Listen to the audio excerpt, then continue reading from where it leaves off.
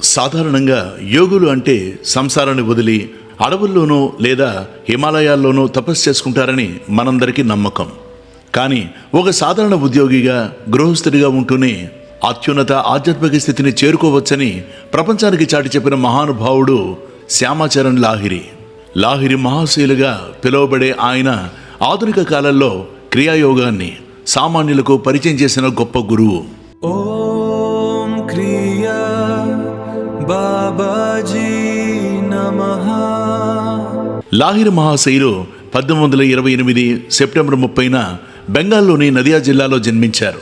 చిన్నప్పటి నుంచే ఆధ్యాత్మిక చింతన కలిగి ఉండేవారు లాహిరి మహాశయ. ప్రతి క్రియాసాధన చేసే సాధకులకు లాహిరి మహాశయ మహాగురువులు. సంసారంలో ఉంటూ సంసారానికి అంటక జీవితాన్ని పండించుకోవచ్చని ప్రత్యక్షంగా చూపిన గురువులు శ్రీ లాహిరి మహాశయ. వారణాసిలో ఉంటూ సామాన్యమైన సంసార జీవితం గడుపుతూ ఎందరికో క్రియాను బోధించి క్రియా ద్వారా మోక్షం పొందవచ్చని నిరూపించారు యోగిరాజులు. శ్రీ మహావతార బాబాజీకి ప్రత్యక్ష శిష్యులు లాహిరి మహాశయ. వీరినే యోగిరాజు అని భక్తులు కొలుస్తారు. లుప్తమైన యోగ మార్గాన్ని పునరుద్ధరించి ప్రజలను యోగ మార్గంలోకి మరల్చడానికి యోగిరాజుగా పూర్ణ యోగావతారంగా పరమాత్మ అవతరించాడు. జ్ఞానులకు సన్యాసులకు మాత్రమే మోక్షం సాధ్యమని, సంసారులకు అది దుర్బలమన్నమాట ఒట్టి భ్రమ అని తెలియజేయడానికి యోగిరాజు లాహిరి మహాశయగా పరమాత్మ వేయించేశారు. పరిపూర్ణమైన ఆత్మానందంలో సదా మునిగి తమను ఆశ్రయించిన శిష్యులను పరిపూర్ణులుగా చేసేవారు యోగిరాజులు.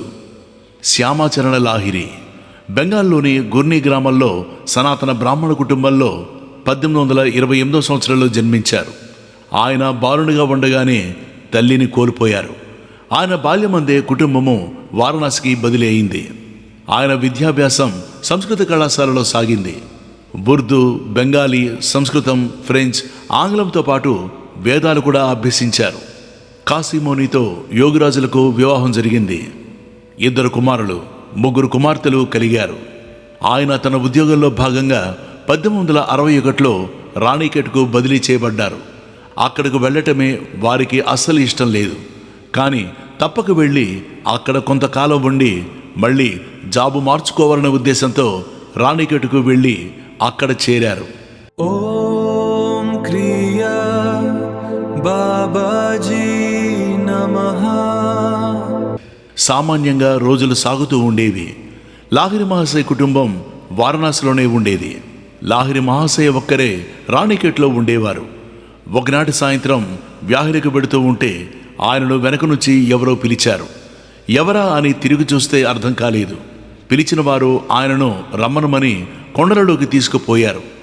అక్కడ ఒక గుహ చూపి ఏమైనా గుర్తొచ్చిందా అని అడిగారు. లాహిరి మహాశయ లేదని సమాధానం చెప్పారు. అప్పుడు ఆ వ్యక్తి లాహిరి మహాశయ తలపై చెయ్యి పెట్టారు. 1000 వాళ్ల విద్యుత్తు తగిలినట్లయింది లాహిరి మహాశయకి. అంతే, ఆయనలో ఉన్న పూర్వపు స్మృతులు మేల్కొన్నాయి. తన ఎదురుగా ఉన్నది తన గురుదేవులు మహావతార్ బాబాజీ అన్న విషయం తెలిసింది. బాబాజీ కావాలనే లాహిరి మహాశయులను రాణిఖేట్కు పిలిపించుకున్నారు. ఆయన తన గురువును కలిసిన క్షణాన గురువైన బాబాజీ లాహిరి మహాశయను ఆ కొండచెర్య మీద నుంచి కిందకు దూకమన్నారు. మరో ప్రశ్న లేక లాహిరి దూకేశారు. కొంతసేపటికి గురువు ముందు మెలకు వచ్చింది లాహిరి మహాశయకి. తర్వాత బాబాజీ ఆయనకు క్రియాయోగం బోధించారు. ప్రపంచంలో ప్రజల కష్టాలకు సమాధానము క్రియ ఒక్కటే అని చెప్పారు బాబాజీ. ఈ అపూర్వ విద్యను వ్యాప్తి చేయమని లాహిరి మహాశయకు చెప్పి తనను పిలిచినప్పుడు కనపడతారని చెప్పారు బాబాజీ. క్రియా విద్యను ఆనాటి నుంచి లాహిరి మహాశయులు ఎందరో భక్తులకు నేర్పారు. భార్య మొదట యోగిరాజును అర్థం చేసుకోలేదు. తర్వాత ఆమె కూడా ఆయన శిష్య పరంపరలో ఒకరిగా మారారు. లాహిరి మహాశయ భార్యకు ఒకనాటి రాత్రి మెలకు వచ్చింది. కళ్ళు తెరిచి చూస్తే యోగిరాజులు పద్మాసనంలో గాలిలో తేలుతూ ధ్యానంలో ఉన్నారు. ఆమె చూసి భయపడి కెవ్వుమని కేక వేసింది. లాహిరి మహాశయ ఆనాటి నుంచి మళ్ళీ ఎప్పుడూ ఆ గదిలో పడుకోలేదు. మేడమది గదిలో ఉండే మరో గదిలో నివసించసాగారు. యోగిరాజులు ఎందరికో క్రియను బోధించారు. వారు శిష్యులలో భేదభావం చూపలేదు. కులమతాలకు అతీతంగా ఎందరో లాహిరి మహాశయ వద్ద క్రియాయోగం తీసుకున్నారు. ఆనాటి కాలమాన పరిస్థితుల్లో అది ఒక గొప్ప విప్లవం. లాహిరి మహాశయ నిశ్చల సమాధిలో ఉండగా వారి నాడి కొట్టుకోవడం కూడా ఆపివేసేవారు. ఆయన మేనలుడైన డాక్టర్ ఆ విషయం గమనించి భయపడితే యోగములో అది సాధ్యమేనని సర్ది చెప్పారు. ఒక సమయమున యోగిరాజులను చూడ్డానికి వచ్చే ప్రజలకు ఆయన కనబడలేదని గాలిలో తేలి కూర్చొని అందరికీ దర్శనమిచ్చారు. యోగిరాజుల్ని నమ్మిన భక్తులకు వారి నమ్మకమే కాపాడుతుందని వేరువేరు సందర్భాలలో నిరూపించారు. ఆయన శిష్యులలో ఒక పేద శిష్యుని భార్యకు కలరా సోకింది. రక్షించమని వేడుకున్నాడు ఆ శిష్యుడు. చెప్పినది చేస్తావా అని అడిగారు యోగిరాజులు. సరే అన్నాడు ఆ శిష్యుడు. సువాసన నీరు తెమ్మని చెప్పి అందులో మూత్రం కలిపి పట్టమంటారు యోగిరాజులు. శిష్యుడు అలానే చేసి భార్యను కాపాడుకున్నాడు. ఇందులో యోగిరాజుల మాట మీద గురి తప్ప వైద్యం లేదు. భక్తితో చేరవచ్చిన శిష్యులకు క్రియ తప్పక చేయమని చెప్పేవారు ఆయన. ఓం క్రియా బాబాజీ నమః. ఆయన కుమార్తె మరణించిన సందర్భంలో భార్య దుఃఖిస్తూ ఆ కుమార్తెను బ్రతికించినందుకు యోగిరాజుల మీద కోపగించుకుంది. కర్మలను అనుసరించాలని బోధిస్తారు కానీ బాధ చూపరు యోగిరాజులు.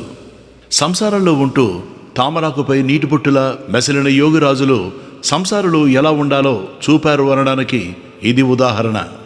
ఒక సందర్భంలో ఒక ఫోటోగ్రాఫరు ఫోటో తీయడానికి ప్రయత్నిస్తే ఏమీ రాలేదు. అతను యోగిరాజును ప్రాధాయపడితే ఒక్క ఫోటో మాత్రం తీయగలిగాడు. అదే మనకు నేడు లభ్యమవుతున్న ఫోటో. పంచానన భట్టాచార్య, శ్రీ యుక్తేశ్వరగిరి, స్వామి ప్రణవానంద, భూపేంద్రనాథ్ సన్యాల వంటి ఎందరో శిష్యులు ఆయన బోధించిన విద్యను వ్యాప్తి చేశారు.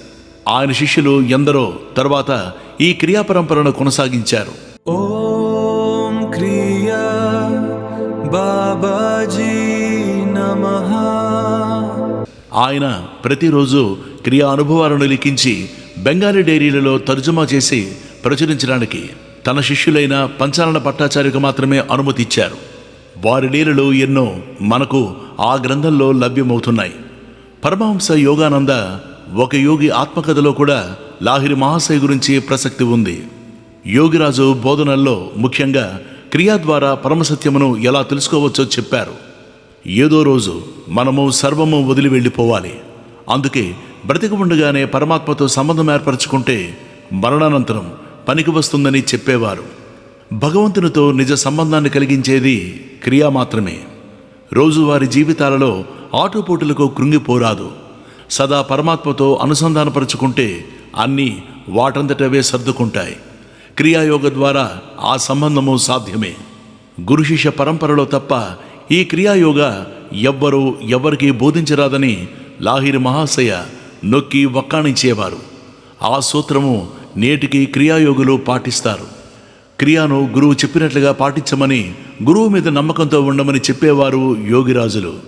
యోగిరాజులకు తన శిష్యులతో ప్రత్యేకమైన సంబంధం ఉండేది. వారికి కావలసింది వారికి అందించేవారు గురువులు. సత్యమును పాటించమని, ఇంద్రియ నిగ్రహము ముఖ్యమని చెప్పేవారు. అంతేకాదు మానవులకు వారి వ్యక్తిగత నిబద్ధత ఎంతో ముఖ్యమైందని, దానికై సదా జాగరూకతతో ఉండాలని కూడా చెప్పేవారు.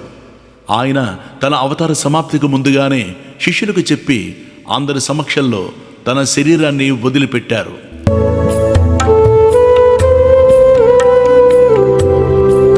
హిందూ పద్ధతిలో మణికర్ణికలో దహనం చేసి అస్థికలతో సమాధి నిర్మించారు శిష్యులు.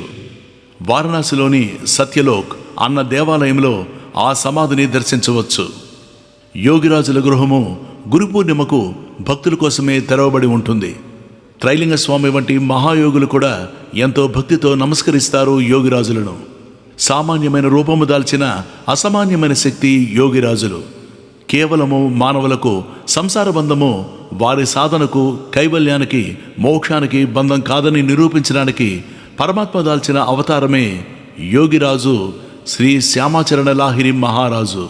ఓం క్రియా బాబాజీ